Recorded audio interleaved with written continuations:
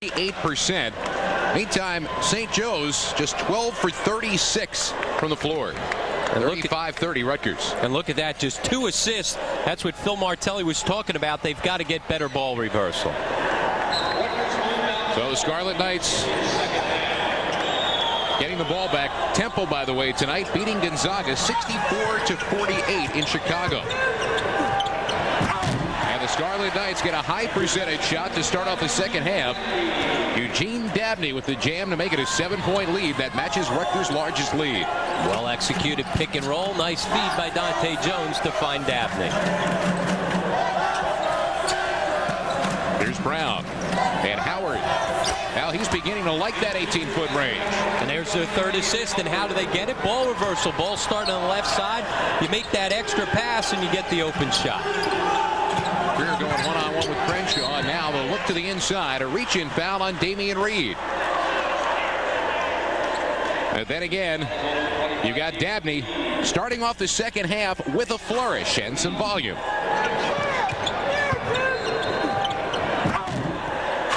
Well, not quite Joel Salvi's, exclamation point. Dahntay Jones with a pretty touch on the jump shot from the outside.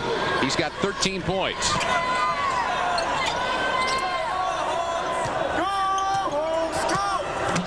Good backdoor look. O'Connor couldn't quite handle. And now he tried to get the pass inside to Reed. It'll stay with St. Joe's and 21 left on the timer. Again, Dabney off his feet trying to challenge and block shots. Very active on the defensive end. Crenshaw. That's a 2-point jumper for Naeem Crenshaw. And it makes it a 5-point game again. And St. Joe's needs he and a couple other guys to start heating it up from the outside. They've stepped out and hit their first 2 perimeter shots for the second half. Billett, who sat for much of the first half in foul trouble. And now Kent tried to loop it over the top. Howard with the steal. O'Connor can't quite come down with the long pass. And a foul call on Dante Jones, who took down Marvin O'Connor from behind. Well, twice tonight we've seen him try to take the charge before contact came. That time he did it as well. Jim Burr right on top of it. You see right here, O'Connor doesn't come up with the catch. If he did, he would have had the easy shot. Dante Jones trying to take the charge, instead picked up the foul. That's his first, team's first here in the second half. St. Joe's, as poorly as they've shot the basketball, still very much in this one. O'Connor for 3. That's his third miss from the outside, but Howard there for the offensive glass. They're hanging in because of their effort on the offensive boards. They've been able to get more possessions. And O'Connor couldn't get the shot to go. He's now 0 for 8.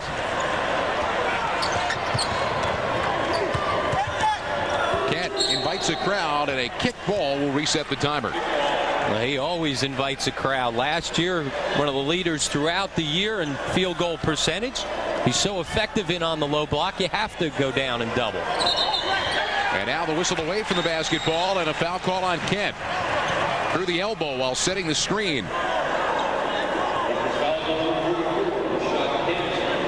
Third foul on Rashad Kent, and something for Kevin Bannon to worry about now, as we are still early here in the second half. And those are the kind of fouls that frustrate you as a coach. It's not an effort foul, just not a smart play. Reed missed on the long jumper. 5-point Rutgers advantage. Now a push-off foul on Damian Reed, who was fighting with Eugene Dabney down low for position. Officials clearly trying to clean up post play here in the second half. A couple quick whistles inside. That was a lot of pushing and shoving going on down there. The officials are setting the tone here early in the half. Jones at a catch and shoot, couldn't hit it. And the ball knocked out of bounds off of Rutgers. It'll go back to the Hawks.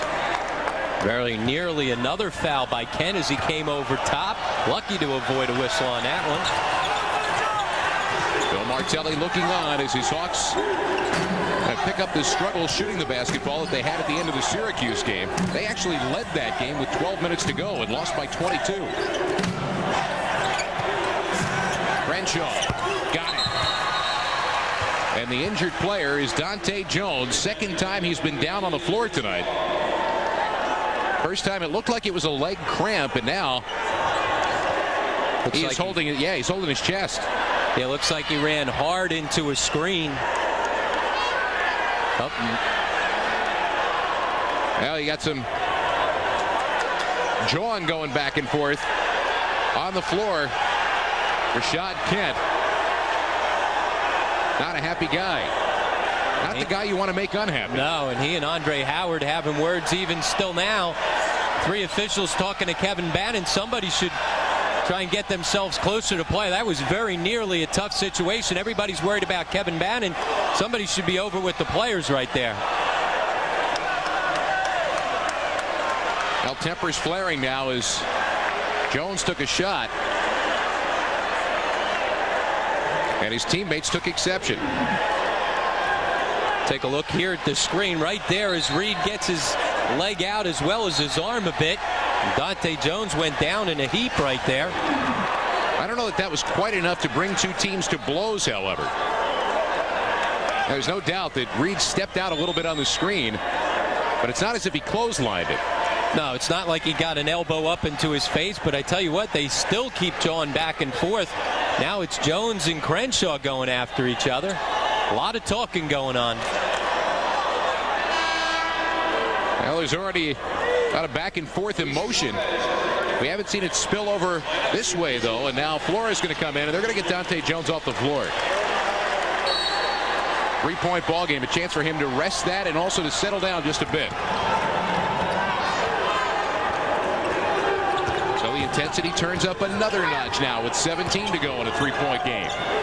The pace has really favored Rutgers throughout. It's been mostly a half-court game, even though it's been frantic at times. There's Greer, missed the 3. Big rebound for Kent, and a push-off foul on Damian Reed. Well, that is 3 fouls in 3+ minutes for Reed here in the second half. They get the push down low, and it's all started by great effort by Kent to get after it on the offensive boards. See there the miss, and Kent coming way out of your screen. They get a little push off there by Reed. Not much contact right there. Reed had no fouls at halftime, now has 3 of them. It's one of those fouls. If there wasn't a lot of jawing going on the last couple minutes, they would let play, but the officials in a terrific officiating crew tonight. Flores, quick first step to the hoop, and he's got a chance for a 3-point play. Flores has done a terrific job. He came in and played instead of Todd Billett because of the fouls, now playing alongside of Todd Billett. Forcing the action right there as he's able to once again find his seam. He does a great job of getting to the rim. Doesn't have great size, but he certainly has terrific quickness. He's 2 for 2 from the line. Looking for his 9th point of the night. Couldn't get it. Howard, who committed the foul, down with the rebound. 5-point ball game. Brown for 3. Got it. And that gets the crowd back into it as well. Things starting to heat up. Big 3 right there by Brown. He's got 8 points. They've got Kent posted up. And Kent called for the foul as he cleared some room with Andre Howard, and Howard is called for the technical. Well, those guys have been jawing. I tell you what, Rashad Kent, he's looking to try and get one as well as he goes jawing back. Kent basically just stood up, pointed over his shoulder at Howard, who was saying something, well, saying quite a lot, right over the top of his shoulder and into his ear. And Howard is the one called for the technical foul. Take a look again. It's Kent trying to clear position. Boy, that's a tough call of an offensive foul. He's just sitting down, creating position. I don't like that call at all. Now things just turned radically. Instead of St. Joe's getting the ball back down by 2, Billett goes to the line for a couple of foul shots, and then Rutgers will get the ball back. Mark that one down at 16-19 as a possible turner. And that's a momentum killer because the crowd was just getting into it. Big 3 by Brown gets them going. They have an opportunity to come on down and tie the game up or take the lead. Instead, not a smart play by Howard. You've got to make sure you keep your emotions in check. Well, we were talking about exactly this, and Ken said to the official, hey. Not a good call on the technical right there. You can't be up in people's face, John. Too much talking going on. Now it's a 4-point game. Phillips makes sure it's no more than that, though. And Brown on the drive, hits the shot, got a chance for a three-point play. Well, he got the last possession, a three from deep. This time he's got a chance to earn it the hard way. But a great play by Phillips. He made it all start on the defensive end with a great read right there. Gets a hand on it, and then Tim Brown does the rest, going strong to the goal, taking the contact and finishing. So now Brown at the free throw line can make this a one-point game again. Foul call was on Dabney, his first. One-point ball game, and now a tangle of bodies. I'll tell you what, the officials have had it. Look at that. The officials have had it. You talked about not wanting to mess with Rashad Kent. You know who I wouldn't want to mess with? Jim Burr. When he's got the whistle in his mouth, there's certainly no question who's in charge. You see Dabney and Phillips getting into it right here on the foul lane. Looks like Phillips with the takedown to start off with. Well, Jim Burr basically just got in both of their faces and said that is enough. Now the question is it enough? And a palming call on Billett. The turnover will give it back to St. Joseph's when we come back. Emotion starting to ride high here at the Palestra, and the volume is increasing from the Hawk faithful. Put aside the Christmas tree decorations. We got a good one here at the Palestra. One-on-One with Steve Autobotto is sponsored by PSE&G, Seton Hall University, First Union National Bank, and the CIT Group. Things heating up here inside the Palestra. One-point game with 15:58 left to go. It's the region's top sports stars, coaches, writers, personalities. They take your calls each Monday through Thursday live at 10 on Sports Talk. Tonight, live after the game, the host is Brian Baldinger. So stay tuned right after the game for Sports Talk right here on CN8. Looks like that guy's a little fired up about Sports Talk, huh? Helping the promo there. Fired up about something. A lot to be fired up about here in the opening minutes of the second half. A lot of people have been fired up out on the floor. Both teams really getting after it. Become a little chippy. Haskins was in trouble, but he dished off just in time, and Billett called for his third foul. See St. Joe's starting to heat it up from the floor all of a sudden. This is where, as a player, you've got to be smart. You know the official's going to start calling the game a lot tighter, so you can't be up in people's faces. You're going to get called for little bumps here the next couple minutes. Renshaw trying to dish off, nowhere to turn, and finally gets it to O'Connor. Marvin O'Connor has been held scoreless on 0 for 8 shooting tonight and lost the basketball, but a foul call is coming on Dahntay Jones, and a technical foul call is coming now on both sides. They were going to call the technical on O'Connor only, and now they've made it technicals on both teams. Well, we've been talking about it. It's become chippy. You've seen it the last couple possessions. Marvin O'Connor lost his cool. He got teed up first. And now we've got tees on both teams. Well, they're going to have to sort this thing out because the personal is on Jones. Now, who's the technical on for Rutgers? Well, let's see right there. There's the trip. Good call right there. Initially, it looked like there might not have been contact, but a good call.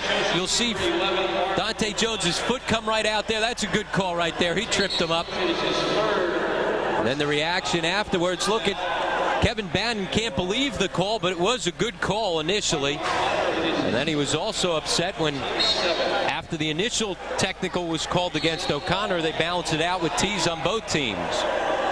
As I said, they sorted out. And there is not going to be shooting here. And when you get the double technical, it becomes a jump ball situation. So they'll change the possession hour to stay with St. Joe's. I think Mr. Bird just made a very smart choice in calling a double technical. They're trying anything they can to settle this back down again. so far, the game is not allowing itself to settle down. No, because both teams are just giving great effort on the defensive end, really getting after it defensively. And a traveling violation as Jennings stepped up and forced Billett into the turnover. Rutgers 14. It may not be pretty, but it's great effort. Nothing's coming easy for either team because of the defense. You see right here, Rutgers thinks they're going to get out in transition. Instead, Jennings sneaks up and causes the travel. Well, the Hawks again with the basketball back, trying to take the lead. That's Crenshaw, spin move. Wouldn't go. Phillips, the follow. That doesn't go. And a foul call on Haskins on the rebound. Couple missed opportunities there for the Hawks to get the lead back. Good effort again on the offensive glass. They've been over it all night. Good look right there for Crenshaw on the spin. That won't go. Again, another good look by Phillips as he faded away. And Haskins comes over to Nice's back. That is Haskins' second. Both teams now up over the limit, so we're shooting the rest of the way with 15 minutes to go. Going to be here for a while tonight because they're going to continue to call this game close so that things don't get out of control. First one is good for Tenise. Alvidas Tenise at the line, extending the lead. And he's given Kevin Bannon some good minutes here in the early part of the season, especially in the tournament out in St. Louis. Had a couple good games out there. Garnered him some more playing time. Senior from Lithuania makes it a three-point game again. Here's Eric Woods. And now Jennings. Much better movement offensively for the Hawks out of their motion. Woods for three. That one is short. Fight for the rebound. Corralled by Salvi. Give a lot of credit there to Tenise for keeping that rebound alive.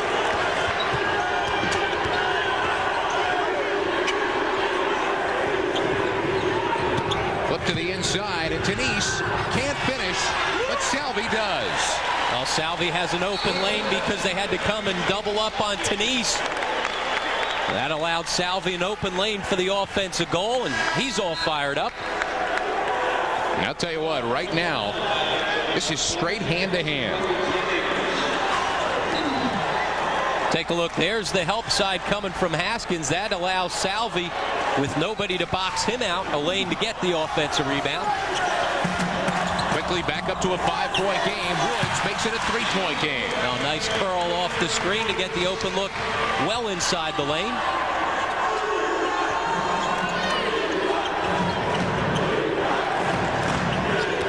And now Greer backs it out.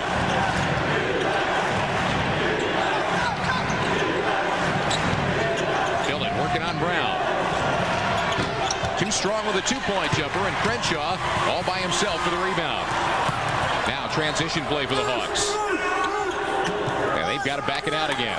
All night long, Rutgers has taken away the transition. Tell you what, bodies are still banging inside that key. Woods feeling it now. Drifted on the shot, and Salvi got himself another rebound. And that's a bad shot right there. Not the shot Phil Martelli wanted in the key possession. Down 3. You've got to get a better shot. Awful lot of time left in this one. Jones couldn't hit his spot. Fight for the rebound. Won by Haskins. Oh, travel. But he traveled with the basketball.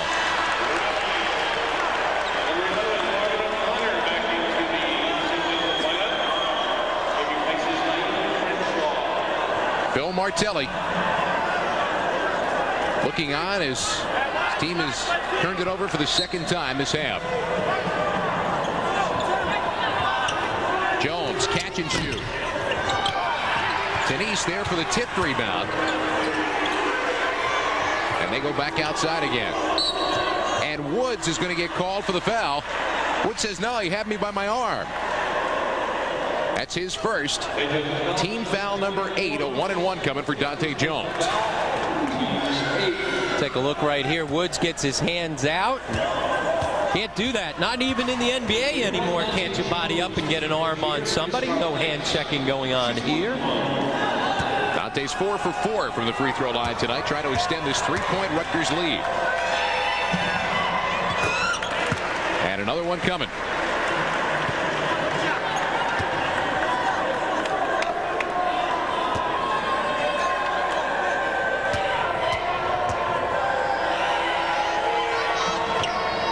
2 for 2 for Dahntay Jones. And the lead is now 5 for the Scarlet Knights. Well, they have taken every punch, both literally and figuratively, that St. Joe's has thrown tonight. And Rutgers has kept them at arm's length.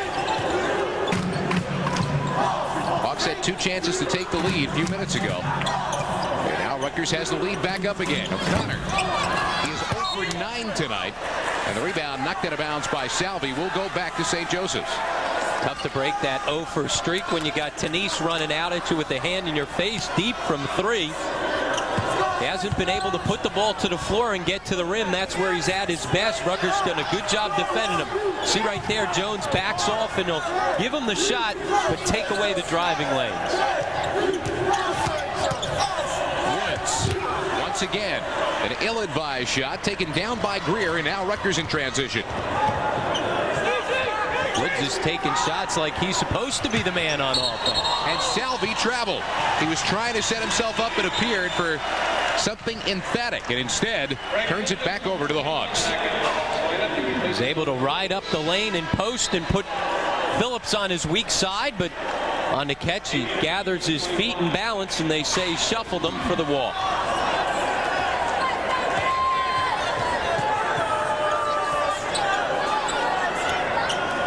Phillips coming around a screen trying to get open.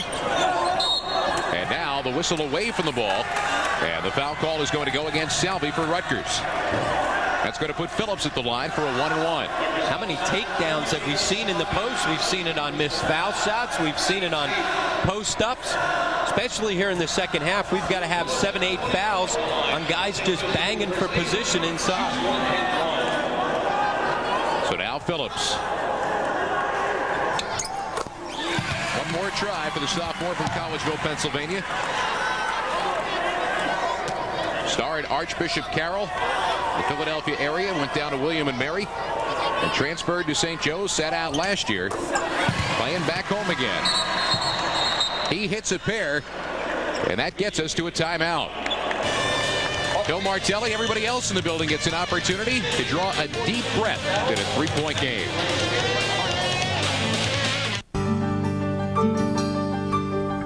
Rutgers by 3 with just under 12 minutes to go here at the Palestra. Got a good one here tonight on CN8. Be with CN8 Sports on Friday, December the 10th, live at 7 in the Sovereign Bank Arena when the Trenton Titans host Wheeling in East Coast Hockey League action. Join Mick Moddinghoff and Pete Caggiano for all the action. Visit CN8.com for the complete listing of Titans TV games. Also on Sunday, live at 4, the Titans take on Roanoke.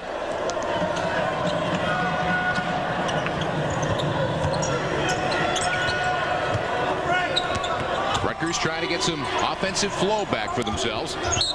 And a foul call down low. Damian Reed just drew number 4. And again, it's a reach around. You've got to play defense with your feet, not just out on the perimeter, but in the post as well. You can't play from behind and reach over top and not expect to get whistled for the foul. So Andre Howard, got a big technical foul earlier, replaces Reed. And with 11:39 to go, Damian Reed's time in this game is going to be very limited the rest of the way. And he's limited his own time by not playing smart in the post. Salvi missing the free throw. Look at Tenise inside. And he draws contact that'll go to the free throw line. And I think Alvidas Tenise can be a big key for Rutgers this year if they can get some good minutes from him, defensively banging against other big post players in the Big East, and also giving them effort like he did here on this offensive rebound. That's just all effort right there. Nice pump fake to get the defense up. Smart play by Tenise. He makes the first, he'll have another. Bill Martelli starting to see some depleting numbers because Bill Phillips just got his 4th foul. Damian Reed already sitting with 4. And as physical as this game has been, you can't afford to lose many bodies inside. Wilkins, he breaks his over with a big 3-pointer from the corner. Frank Wilkins has always been a streak shooter. The streak in the first half was an over. This time, first good look of the second half, he nails it. And it's going back the other way. The foul call is going to go against Joel Salvi. So for everything that's gone on with Rutgers holding St. Joe's at arm's length, the Hawks now go down with an opportunity to take the lead in this game. But Salvi for the illegal screen as they said he was moving.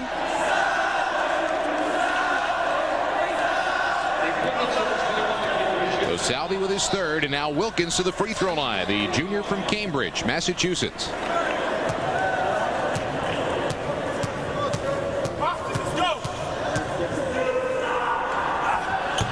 Missing on the free throw. Little volleyball to the outside, though, and Tim Brown starts off the offense. And the Hawks are going to have to take advantage here. They've had too many opportunities to take the lead and come up empty.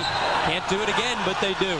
Traveling violation on Wilkins as once again a sprawl of bodies hits the floor. Phil Martelli was expecting to hear a foul call when he heard the whistle. Not the traveling violation. The other way, Greer can't connect, and O'Connor covers the rebound. Here come the Hawks in transition. Wilkins in rhythm for three. That doesn't go. And now the long outlet pass knocked away. Sprawl of bodies again, and Salvi got the timeout in. And thank God he took the timeout, or all of a sudden you're just going to go crazy. Balls flying all over the place. Great effort, but that got ugly for a little while.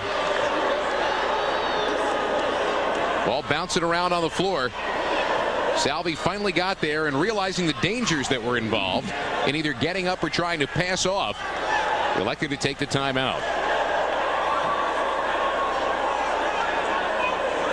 You see right there Kevin Bannon upset, trying to get his team fired up. Team always reflects the personality of the coach, and both these teams are fighters because their coaches are. You guys giving you a lot of effort. Well, coming up on Saturday, starting at 2, Hoops Heaven coming your way at 2 o'clock. Tommy Amaker's Seton Hall Pirates taking on Florida State. And at 4, Seton Hall women be at Walsh Gym against Duke. And we'll tell you about the rest, because that's not all. A lot of pushing and shoving inside between Haskins and Tenise. Officials this time look the other way. Remember, St. Joe's much smaller now with Reed in foul trouble and Phillips as well, both on the bench. Shot clock at 5, and look at Salvi. Nice feed by Billett as well to get into the lane and create. Salvi's the type of guy that always finishes with a flurry. Scream or no scream. Brown got the three-pointer, and we're all tied with just over 10 minutes to go. Every time it seems that St. Joe's comes back and hits a big shot, it's number 12, Tim Brown, who delivers that big shot. Again, another 3 from straight on. And now the Palestra coming to life.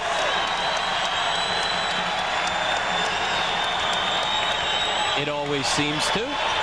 At one point or other. Greer been held down tonight, and it's going to be a foul call on St. Joseph's. That one is going to go against Howard, his third, and it will send Jeff Greer to the free throw line.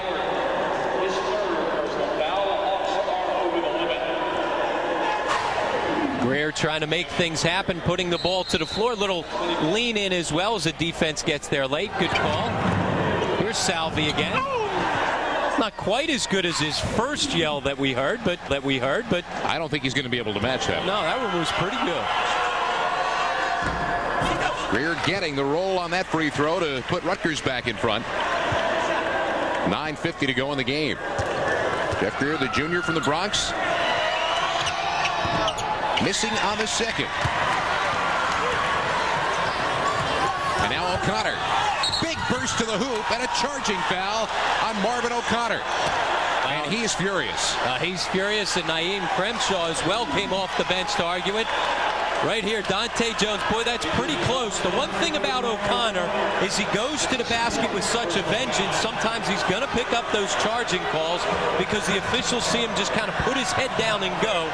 But it looked like Jones may or may not have gotten there in time. That was pretty close. That is number 4 on Marvin O'Connor. So he may not be around long enough to try to turn it around. 3 Hawk players with 4 fouls now. And an eternity of time left in the game. And a push-off foul now on Tenise. No, it's a 3-second violation on Tenise. With all that action going around out on the perimeter, everybody forgot about Tenise, or Tenise forgot about the fact he was standing in the lane. 3-second violation. Who would notice a 3-second call in this game? 17th turnover on the Scarlet Knights. Now Brown couldn't get the shot to fall, but more contact. And an opportunity to shoot free throws now for Tim Brown. He has been a big part of what St. Joe's has done tonight with 14 points. Billett draws his 4th foul with limited time in the first half. The foul trouble that he had. He has not really had a chance to be much of a factor tonight. No, he has not. For St. Joe's, their foul trouble resides inside in the post. For Kevin Bannon and Rutgers, it's Billett. And Tim Brown with one more try. Flores back in. Kent, who's been sitting for a while, will come back in as well. And Brown a chance to give St. Joseph's that elusive lead they haven't been able to claim for an awful long time. Very important for Rutgers that Flores steps in and runs the offense with the same type of proficiency that he did in the first half. Tough spot for the young freshman playing the point. 54-53, the Hawks lead. A different look for St. Joe's as they go zone. That probably will take care of the zone. Well, maybe that's why they don't play it very often and stay with the man. That was too easy right there. Wide open. Missed assignment on the baseline. Now Brown. Now right now it is all Tim Brown. One-man scoring machine getting it done for the Hawks. They're back on top. 18 points for Tim Brown. 13 of them here in the second half.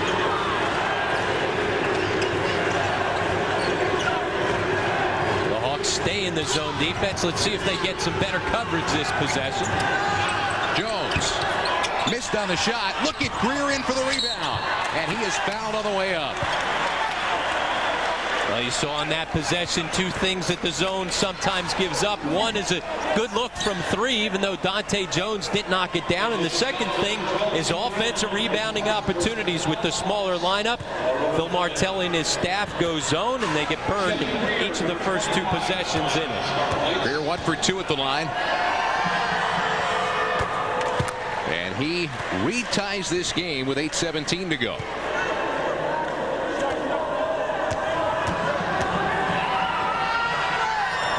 Look at the free throw numbers for the game.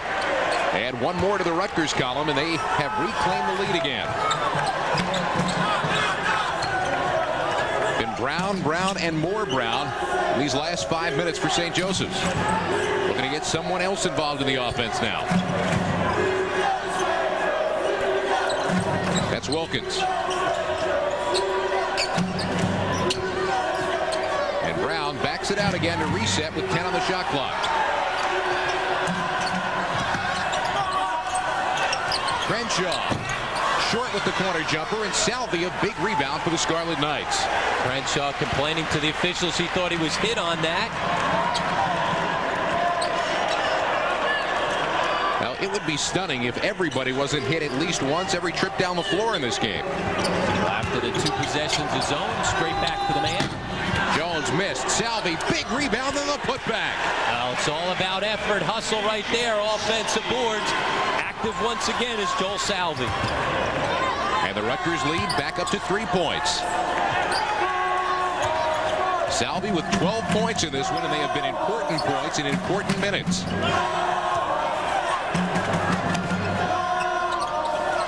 Clock crossing, 7 minutes left, and a foul call going to go against Salvi.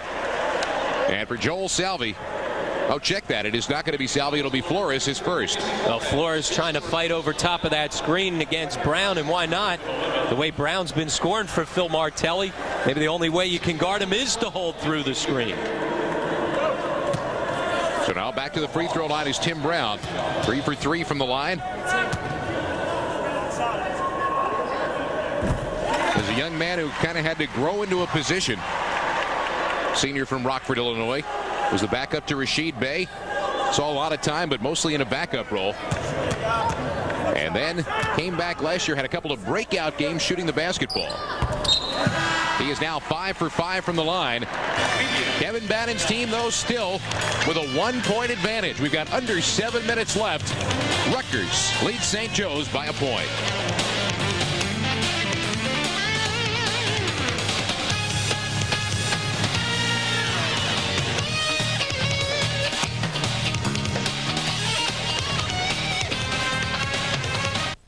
6:59 left to go. Rutgers over St. Joe's, 59-58. Don't forget, if you're just tuning in for Sports Talk, it's coming up right after this. Live right after the game. Brian Baldinger standing by. Baldy, I advise you to go make another cup of coffee. We still got 6:59 left in this one in a one-point game. Both teams in the double bonus. I mean, this could go on for a while.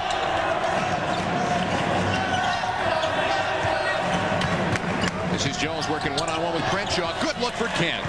Good post up. He clears space so well. And once he gets the ball into his hands, he converts inside. One of the top shooters as far as field goal percentage is concerned in the country.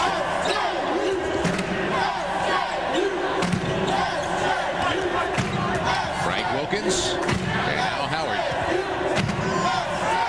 Marvin O'Connor sitting with 4 fouls and an 0 for 9 shooting performance tonight for the Hawks, and yet they're right there. Largely because of that man. Brown with the miss. Howard last touched the ball before it went out. And Rutgers with a 3-point lead will get it back again. Now the Hawk will never die, but they didn't say that the Hawk will never just take a little break off by the corner. I mean, you got to keep the arms moving and everything, but 30-second timeout called for by St. Joe's, and that means the Hawk, instead of getting that little bit of rest, now has to go and be a part of the huddle. Got to go flap, get a hand on one of the players in there. Phil Martelli right now seeing his team break down a little bit offensively. He's got to try and figure out a way that Marvin O'Connor can get into one of those driving lanes. The first game we saw, he had so many opportunities to put the ball to the floor and get to the rim. Rutgers has taken those opportunities away tonight. Now the youngsters out enjoying this one. Pretty much duded up. I mean, sweatshirt, hat, pom-poms.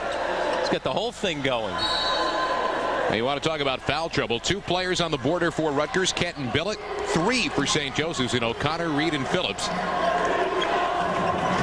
Before O'Connor can find his driving lane, he's going to have to find his way back into the game. 6 minutes left.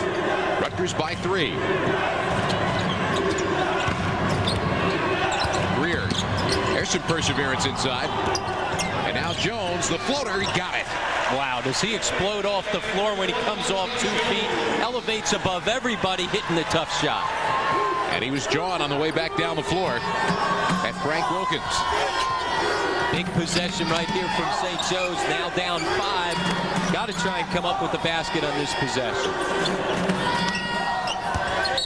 Howard working his way inside, and Salvi called for the foul. That's his 4th. Well, that's one way you got a chance to score over the double bonus, so it'll be 2 shots for Howard. 3 Scarlet Knights with 4. 3 Hawks with 4. Now it starts becoming a chess game from the bench as to when you put some of those guys with 4 fouls in. How much time can you buy before you have to put them back on the floor? First one from Howard is good, and now 2 of the players with 4 fouls are coming back in. O'Connor and Reed will come back in. They're going to come in on the defensive possession. So there's your answer. About 5:30 and down by 4. Can't wait much longer. Phil Martelli gets them both back onto the floor at the same time. Remember, I was going to say he still had Phillips, but now everybody's back on the floor. And right here, this is the game. Next couple minutes will decide this ball game, so you might as well have your best people on the floor. I think a good decision to get them in. 3 Hawks out on the floor playing with 4 fouls. 3 Scarlet Knights playing with 4 fouls. Look at him to go right at Reed. There's 2 of them right there, and that whistle means somebody's gone. Yeah, and it will be Damian Reed. And there's no question about it. He's got his forearm on his back. You could be sitting in the 5th row and see that foul. Got to make it a little more difficult on the officials to find the foul. You're not going to get that right there as you got the elbow in the back and continue to push. At some point in time, you've got to give up leaning on people and play some defense with your feet. So Reed, who had 6 points at halftime, finishes with 6 points tonight. He also had no fouls at halftime. He amassed 3 of them very quickly in the beginning of the second half. And his role has been very limited here tonight. Phil Martelli and their staff thought he could be one of their advantages tonight. His ability to step away from the basket and play outside as opposed to the Alvidas Tanis and a couple guys inside for Rutgers, but foul trouble negated that advantage. Cat is 1 for 2 tonight from the line. Now making 1 for 3 as Rutgers still has the 3-point lead. See Kevin Bannon, every time that the shot Ked goes to the line, you got to put your head down. You're not quite sure if you want to look. Now that time you can. 4-point ball game. We're coming up on 5 minutes left.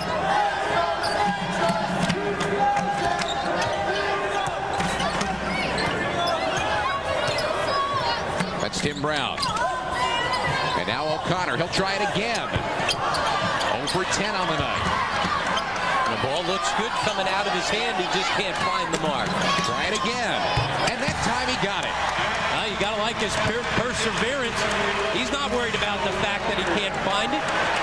Ball reverses right back to him. No hesitation whatsoever from Marvin O'Connor. He lets it fly. A very emotional player. We'll see if that spurs him on. His team down by a point. Jones. And now Billett around the screen. How about Billett? Big answer for the 3 on the other end. Billett's been quiet because of his foul trouble. He came running right off the screen into a difficult 3-point shot. That's a huge bucket. Oh, he thought about that one too, huh? Not once, but twice. Howard knocked down. Nope, he traveled with the basketball.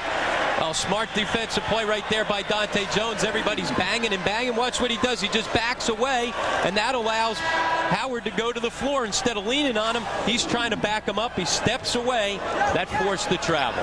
Key possession for St. Joseph's defensively. Rutgers offensively now with under 4 minutes left. And 2 smart plays and big plays by young players for Rutgers. The 3 by Billett and the smart defensive play by the sophomore Jones.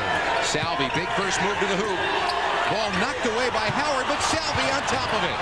Jones missed on the 3, and Kent the offensive glass. Now, right now, all of a sudden, if you're St. Joe's, you got to give a better effort. Marvin O'Connor flat on his feet. Was worried after the first rebound about getting out in transition. You can't run if you don't have the basketball. You got to get after it. They'll try to take Tim Brown to task. That's freshman working on senior. Jones, explosion leap in the lane. And then once again, it's always off the 2 feet. Comes curling off that screen. Another big basket by the sophomore. Now up to a 6-point game. Phillips has a chance to have the lead right there. A great feed by Brown. Terrific play in the lane to find Phillips. Phillips with an opportunity to cut this lead back down to 3. Look at Tim Brown deep into the lane right there. Great pass. It's the only way it gets there by the bounce pass. Good catch by Phillips as well to come up with the ball. And now Rutgers has lost a player. That foul call on Billett, who just hit that big 3-pointer a couple of moments ago. He's fouled out of the game. 5 points on the night for the Rutgers freshman. And Flores, who has played so well in his place tonight, is coming back in. And some last-minute instructions from Bannon before he gets onto the floor. Well, here is Phillips trying to cap off a 3-point play and get his team back to within 3. And he does. Timeout on the floor. Chance for everybody else to gear up for this last 3-minute run. It's been a draining one here tonight for everyone involved at the Palestra. 2:58 to go. Rutgers by 3. 2:58 to go here at the Palestra. Rutgers 69, St. Joe's 66. Don't forget, coming up immediately following, if you're tuning in for Sports Talk, Ryan Baldinger sitting in the host chair this evening. Stay tuned. It is coming up live immediately following the conclusion of this ball game. One freshman point guard replaced by another. Big spot for Luis Flores here to run his team in the last 3 minutes of the game.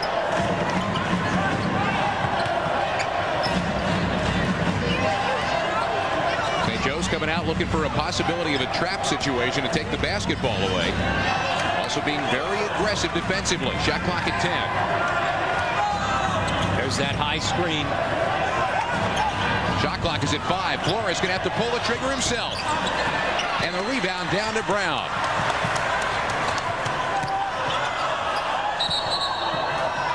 Timeout is called for by St. Joseph's. Phil Martelli may have saved that. He told his team to slow it down. A long pass to O'Connor, and Phil Martelli, who was standing right there, screamed, timeout, timeout. You got it, Scott. I mean, went right into that to make sure that if O'Connor didn't have the time to either call the timeout or the presence of mind, he was right on top of it. Now diagramming a situation, big offensive possession. He's able to set it up from the sideline. May not have been the time or the presence of mind to call the timeout. He may not have had the balance because he was falling out of bounds at the time. 2:18 left to go. And here it is, the long pass ahead, nearly a turnover. And take a look at Phil right on top of the official right there and gets the call. Saved the possession, allows him to set up the offensive possession as well. And quick thinking by the head coach, and now St. Joseph's with the basketball. Just over 2 minutes left. Oh, nice move. 1-point ball game. So not only do they save the possession, but they set up the play. Great play right there. It happens because Phillips handles the basketball so well. Phillips with the 11th. We crossed the 2-minute mark. Oh, nearly a steal on the kick out. That's where Rutgers wants the ball right now in the hands of Jones. Good defense by Crenshaw to take the drive away. Dante. Nowhere to go. Salvi got it. Oh, what a night Salvi has had. A huge shot. Shot clock down to 3 seconds. Kevin Bannon very happy with that one. Big shot for the senior. Salvi with 14 points on the night, and now back to the drawing board for Phil Martelli and company with 91 seconds left in the game. Looked like Dante Jones getting into the lane there deep as he came off the 2 feet strong. Once again, Phil Martelli will try and set up the possession for the sideline. He only hopes it's as good as the last possession they set up out of the last timeout. Take a look at this play. Great play by Phillips. They fake the handoff. You see Rutgers right there is thinking about switching on it, and Phillips finishes strong. And here's this big shot by Salvi right here. The jump stop off 2 feet, a la Dante Jones, and has the same kind of result Jones has most of the time. Big shot in the lane. I'll talk about a senior guy coming off the bench, stepping up and having a huge night. Anytime something big has happened for the Scarlet Knights tonight, it appears that Salvi is the guy in the middle of it. 1 timeout for St. Joe's, 3 for Rutgers. 3-point game. Brown trying to tie it, couldn't, and Jones down with the rebound. That's a good look from straight on. He's hit 3 of those already in the game. St. Joe's still plenty of time off. They have to not worry about fouling, just coming up with a good defensive possession. A little over a minute left. And a timeout called for by Kevin Bannon now, as he wants to map it out with 1:03 to go and 19 left on the shot clock. Now both these teams are well coached, and coaches stepping in and trying to take some control of possessions as the clock starts to wind down here. Well, we told you about Saturday. What's coming up on CN8 as Hoop 7 continues. Well, it starts at 2, Hoop 7, Seton Hall and Florida State at 2 o'clock. That is the men. Then the women for Seton Hall taking on Duke at 4 o'clock. That one from Walsh Gym. And then at 6, Fresno State against UAB and Penn at Auburn. But a quadruple header. Hoop 7 here on Saturday. Gotta love it. Settle in. Don't worry about that Christmas shopping. Just turn on your tube and watch some hoops. Still a minute left in this one, and Rutgers by 3 with the basketball.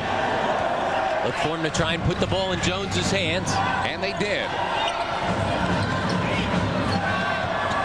Shot clock at 5. It's got to be Jones now. He dumped off to Kent, but got called for the charge. And that's going to be a shooting foul as well because the ball was out of his hands. Great play by Howard. Not only does he take the possession away, but now he'll march to the other line with an opportunity to cut this lead down with 2 foul shots. Well, Jones picks up his 4th, trying to dish off to Kent. Well, right there, and Howard steps in and takes it, no question about it. Good decision by Jones to get into the lane and stop, but you see right there he couldn't get his feet under control as he dished it off, came charging through. Two-shot foul for Howard, and he makes the first, making it a 2-point game again with 45.6 to go. And this is an important foul shot because it allows St. Joe's to set up into full court pressure. Little pressure on Flores to handle that full court press. Back down to a 1-point ball game. Pressure now from the Hawks. Rutgers trying to break it. O'Connor knocked it away, but it last touched his hand, or was it indeed his hand before it went out of bounds? They might have got off his head. I think so, exactly. Good hustle getting it in, and now Kevin Bannon will take a timeout. And you can understand why. Possession so important here. 31 on the timer, 40.5 on the game clock. Got to remember, too, with as poorly as Kent shoots foul shots, take a look at the last play right here. Good hustle. You're right, it does go off his head. Wasn't able to get his hands up quick enough. But if you're Phil Martelli and staff, you got to start thinking about when the ball goes into Kent's hands, whether or not you just give up the foul. If you're not in a double foul bonus, I think you almost automatically do.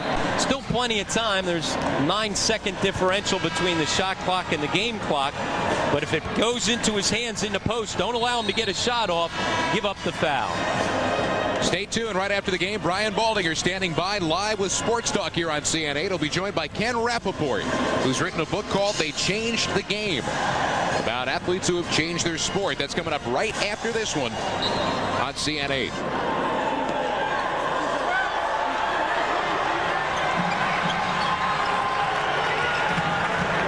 Flores, guarded by Brown. Now Jones, big move to the middle. Trying to get it off to Salvi, it's stolen away. And the Hawks come down with a chance to take the lead. Shot clock turned off. O'Connor nearly threw it away. Tried for the timeout and got it with 18.2 left to go. Oh! Phil Martelli was about 4 steps onto the floor that time to once again make sure his team came up with the timeout to save the possession. Shot clock off, 18.2, and once again, here's where coaches really earn their keep right here. Take a look at the replay. Dante Jones gets in. Good hands right there by Crenshaw. An underrated defender comes up with the steal. And then O'Connor trying to make things happen right here. Nearly turned it over, but able to get the timeout before he traveled. Well, marvelous Marvin here on CN8 tonight. 18.2 seconds to go. It has not been the kind of night that he would have hoped for, but nonetheless, his team now is right where they'd want to be. Ball in their hands, chance to win the game. That was St. Joe's last timeout. They're going to have to make sure, first of all, that you take care of getting the ball inbounds. Well, trailing by 1, you want to try to find the best shot as soon as you can. Crowd on its feet here at the Palestra in a 1-point ball game. O'Connor thought about the 3. Game clock winds down. Now he'll take the 3. Off the miss, the rebound for Greer, and the immediate foul with 8.8 to go. Jeff Greer will go to the line. And Marvin O'Connor, who had a chance to put his team in front, missed on the 3-pointer with 10 seconds left. And that right there is exactly why you don't play around with the basketball. You try and get the shot off quickly enough in case you do miss it. Connor had an open look as there was a little bit of a switch on the high screen. That's a tough shot, though. He was a good 22 feet from the goal. Greer, one more try.